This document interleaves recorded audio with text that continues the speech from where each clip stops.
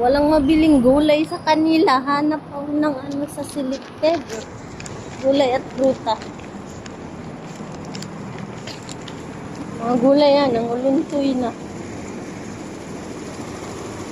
Kahit spinach, lanta na. At saka ano. Wala lang kalabasa. Mamaya pa raw mga 10. Tanghali na yun. Tapos sobrang init pag lumabas ganung oras. Ako dito sa selected, baka meron sila.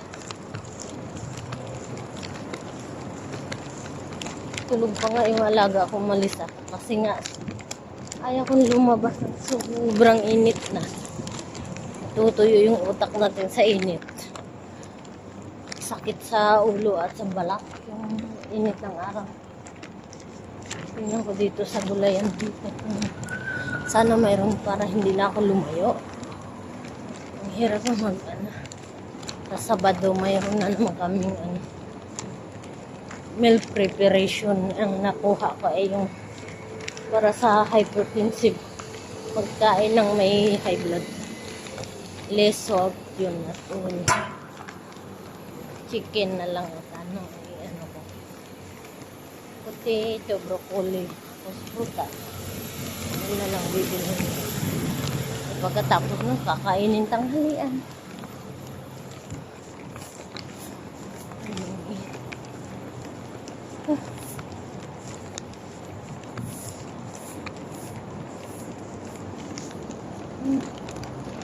Punta ako dito sa gulay.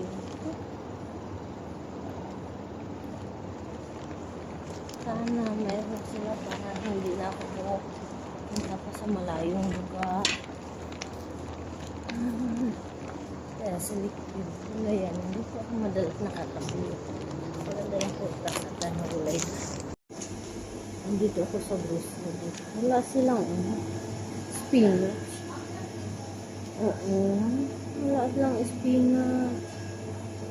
Kailangan ko ng spinach sa ano. Tsaka kalabasa. Wala.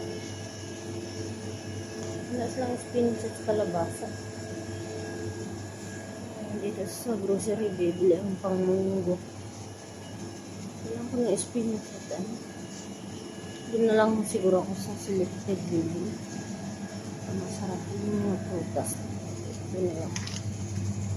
Wala man ako makita. Yung pumpkin, spinach. Mga prutas.